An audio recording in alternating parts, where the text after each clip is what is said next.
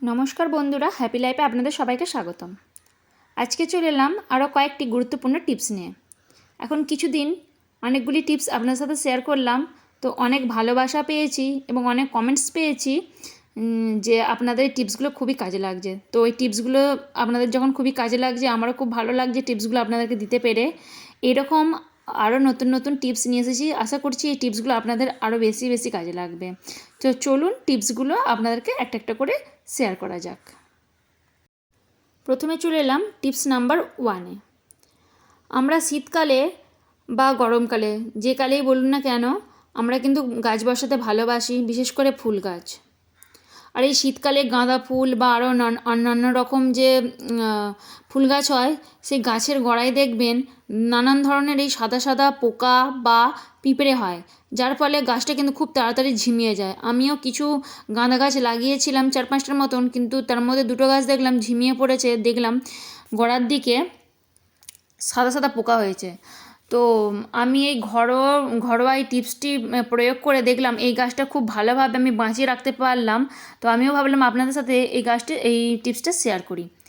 তো কিছুই না, একটা ছুরি বা ধারালো কিছু দিয়ে গোড়াটা একটু সামান্য খুঁচিয়ে নিতে হবে, এবং খুঁচিয়ে নেবার ফলে এই উপর নিচ হয়ে গেল মাটিটা, আর গোড়াটা অনেকটাই আলগা হয়ে গেল। এর ফলে যা কিছু পোকামাকড় বা পিঁপড়ে থাকবে উপর নিচ হয়ে গেল, মানে আপনি এবারে এই যে 1 চামচ কি 2 চামচ হলুদ দিচ্ছেন, দেখুন হলুদ কিন্তু অ্যান্টিবায়োটিকের কাজ করে।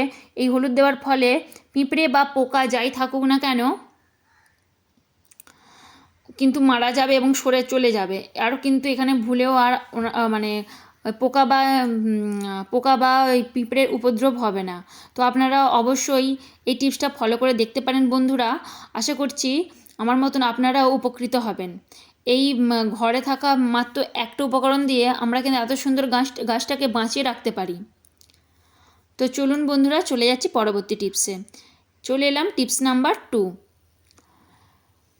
আমরা সাধারণত রান্নাঘরে বা বাড়িতে ছোট ছোট ছুরি, কাঁচি এই সমস্ত কিছুই বেশি ইউজ করে থাকি। এই ধরনের বড় কাঁচি খুব একটা ইউজ করা হয় না, যদিও বা ইউজ করা হয় খুবই মানে খুবই দরকার পড়লে তবে এই ধরনের কাঁচি ব্যবহার করা হয়।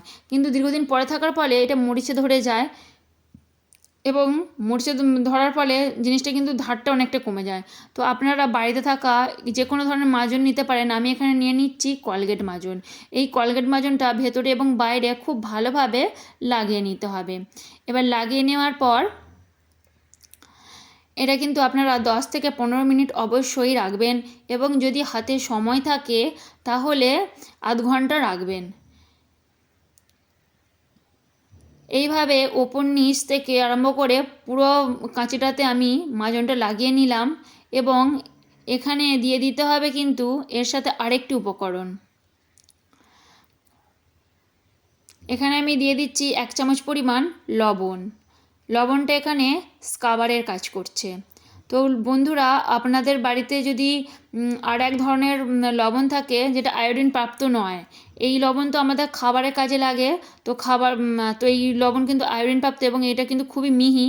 আর একটা ধরনের লবণ হয় যেটা একটু দানাটা শক্ত মতন, আপনারা সেই লবণটা ইউজ করতে পারেন, তাহলে কিন্তু আরও ভালো কাজ হবে। কিন্তু যেহেতু আমার কাছে বাড়িতে এই লবণটাই আছে, তো আমি এই লবণটা দিয়ে ইউজ করছি। আর কিছু না, এখানে আমি রেখে দিচ্ছি 10 থেকে 15 মিনিট, এবং 10 থেকে 15 মিনিট পর ফিরে আসছি। এখানে নিয়ে নিলাম স্কচ ব্রাইট। স্কচ ব্রাইটটা কিন্তু খুব নতুন না, দেখুন পুরোপুরি পুরানো হয়ে গেছে, শুধুমাত্র ঘষার কাজে ইউজ করব। তো এইভাবে আমি একটু ভালো করে 1 মিনিট থেকে 1.5 মিনিট এইভাবে একটু ভালো করে ঘষে নিতে হবে। ঘষে নিলেই যে মরচেটা আছে পুরোটা কিন্তু উঠে যাবে। এবং আপনারা দেখুন, আপনাদেরকে পুরোপুরি সামনে থেকে ভালোভাবে দেখাচ্ছি যে কতটা পরিমাণ মরিচে যেটা যে ছিল এবং ধারটাও যে কমে গিয়েছিল, সেটা একেবারে মরিচেটা মানে চলেও গেছে, এবং ধারটাও কিন্তু ফিরে এসেছে। আপনাদেরকে অবশ্যই দেখাবো, আপনারা এটা দেখুন।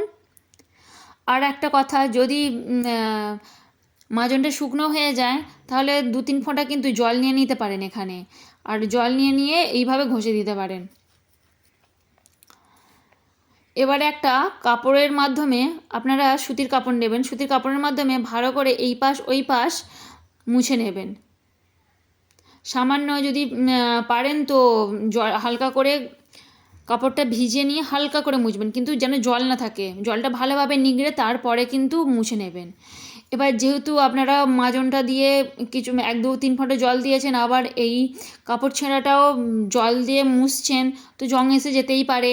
তাই এখানে নেবেন কি একটা কাগজটা দিয়ে খুব ভালোভাবে এই পিঠ ওই পিঠ করে মুছে নেবেন। এবার দেখুন, আপনাদেরকে দেখাচ্ছি কতটা ভালোভাবে পরিষ্কার হয়েছে এবং ধারটাও কত সুন্দরভাবে ফিরে এসেছে। দেখুন বন্ধুরা, যদি ভালো লাগে অবশ্যই একটা লাইক করবেন, কমেন্ট করবেন এবং সাবস্ক্রাইব করে পাশে থাকবেন। চলুন চলে যাই পরবর্তী টিপসে। চলে এলাম টিপস নাম্বার 3-তে। আমাদের এই সেলোটেপ কিন্তু কম বেশি খুব ভালো রকমই কাজ দেয় বাড়িতে। তো সবথেকে যেটা বিরক্তিকর ব্যাপার লাগে, এর মুখটা কিন্তু একদমই খুঁজে পাওয়া যায় না। তো বিরক্তি হয়ে আমরা রেখেই দিই, কিন্তু কিছু করার নেই। তো পরবর্তীকালে আবার সেই মুখটা খুঁজে যেতেই হবে। তো আমরা কি করব এখানে?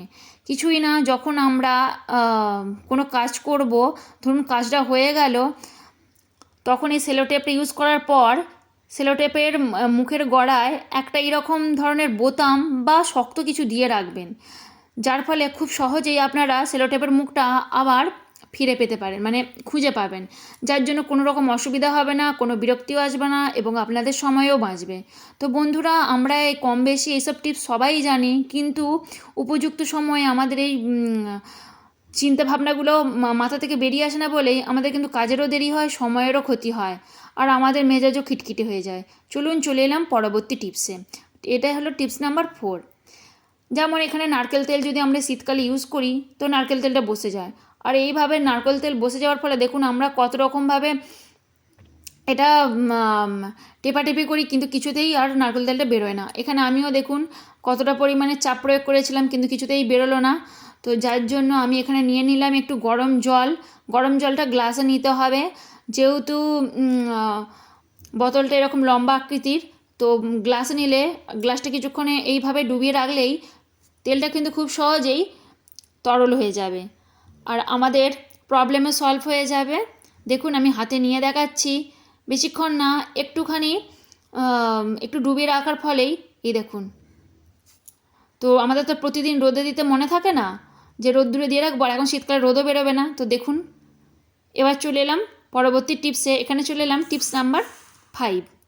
আমাদের যে কোনো কাজে কর্ম করার ক্ষেত্রে বা হাত লেগে এরকম তেল পড়ে যেতেই পারে, বা রান্নার কাজে যে কোনো সময় আমাদেরকে কিন্তু তেল পড়েই যায়। তো এইভাবে ধরুন মুখটা আলতো করে আটা আছে, তারপর যখন তুলবেন দেখবেন কতটা পরিমাণে তেল পড়ে গেছে। তো তখন হয় কি, আমরা যে পরিমাণে আমরা যে রান্নাঘরে আছে, রান্নাঘরে কোনো রকম যে মোছামুছির কাজে কাপড়টা থাকে, সেই কাপড়টা ধরুন আমরা সেটাতে মুছছি, তো কাপড়টাও তেল তেলের মতন হয়ে যাচ্ছে, তেল চিটচিটে হয়ে যাচ্ছে, আবার ওই জায়গাটাও কিন্তু তেল চিটচিটে হয়ে যাচ্ছে। তো সেই জায়গাটাও সার্প দিয়ে আবার পরিষ্কার করতে হচ্ছে পরবর্তীতে, আবার যে কাপড়টা দিয়ে মুছলাম সেটাও কিন্তু সেই জায়গাটাও কিন্তু আবার পরিষ্কার করতে হচ্ছে সার্প দিয়ে। তো এত খাটুনি না করে আমাদের যে খারাপ যদি কিছু ময়দা বা খারাপ আটা থেকে থাকে, সেই আটা দিয়ে বন্ধুরা একটু ভালো করে ডলে নেবেন, যেন মনে হবে যে আপনি আটা মাখাচ্ছেন। কিছু না, সামান্য পরিমাণ, একদম 1 চামচ পরিমাণ। আমরা তো অনেক সময় আটা ময়দা নোংরা মানে খারাপ হয়ে গেলে বা তিতা হয়ে গেলে বা পোকা হয়ে গেলে ফেলে দিই। তো আপনারা একটা কৌটো করে এইভাবে রেখে দেবেন, দেখবেন অনেক কাজে আসবেন। এই দেখুন এখানে কিন্তু পুরোপুরি শুকনো হয়ে গেল এবং কোনো রকম তেল চিটচিটও করছে না। দেখুন আপনাদেরকে একদম ভালোভাবে দেখাচ্ছি। দেখুন বন্ধুরা, এই ছোটো ছোটো টিপসগুলো অবশ্যই আপনাদের কাজে লাগবে এবং এরকম নিত্য নতুন টিপস পেতে অবশ্যই আমার এই চ্যানেলটি সাবস্ক্রাইব করে অবশ্যই পাশে থাকুন।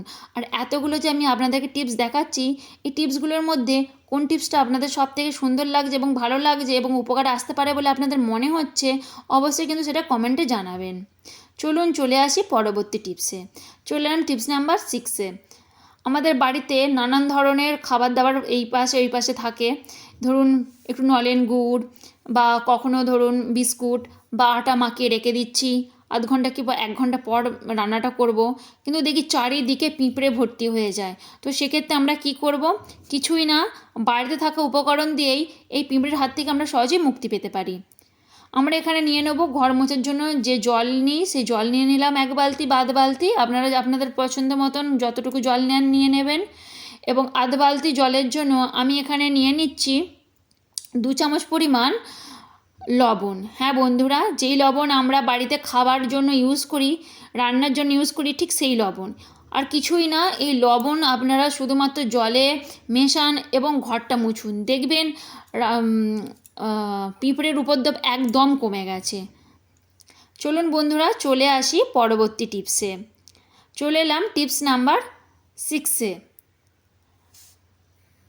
এখানে আমি নিয়ে নিলাম কিছু ডাল, কিন্তু এই ডাল তো আমরা প্রতিদিন ইউজ করি না। এই ডাল আমরা ধরুন একটু বেশি করে এনে রাখলে 1 বাটি ডাল বা হাফ বাটি ডাল আমরা ইউজ করি, কিন্তু এই ডাল আমরা প্রতিদিন খাইও না।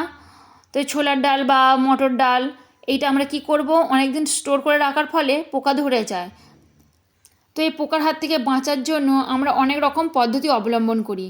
তো এখানে 8টা কি 9টা বা আপনার 5টা থেকে 10টার মধ্যে মতন, যে কোনো 5টা থেকে 10টার মতন লবঙ্গ আপনারা এই ডিপের মধ্যে ভরে রাখতে পারেন। এই লবঙ্গের যে তীব্র ঝাঁঝালো গন্ধ, যার জন্য কোনো রকম পোকা কিন্তু এখানে আর আসবে না। তো বন্ধুরা, আপনারা এই টিপসটা অবশ্যই ফলো করতে পারেন। চলে যাই পরবর্তী টিপসে। Tips number 7।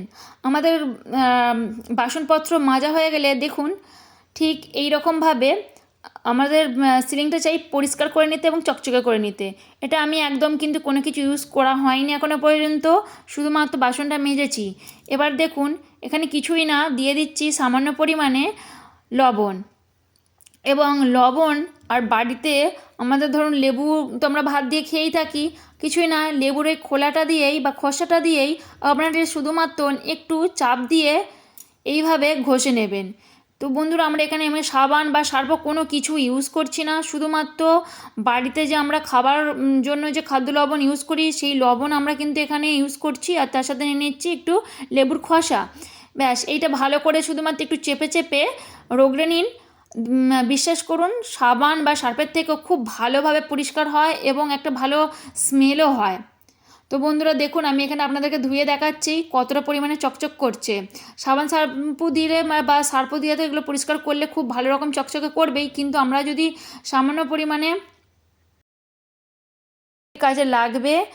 আমি আরও নতুন নতুন টিপস আপনাদেরকে শেয়ার করব।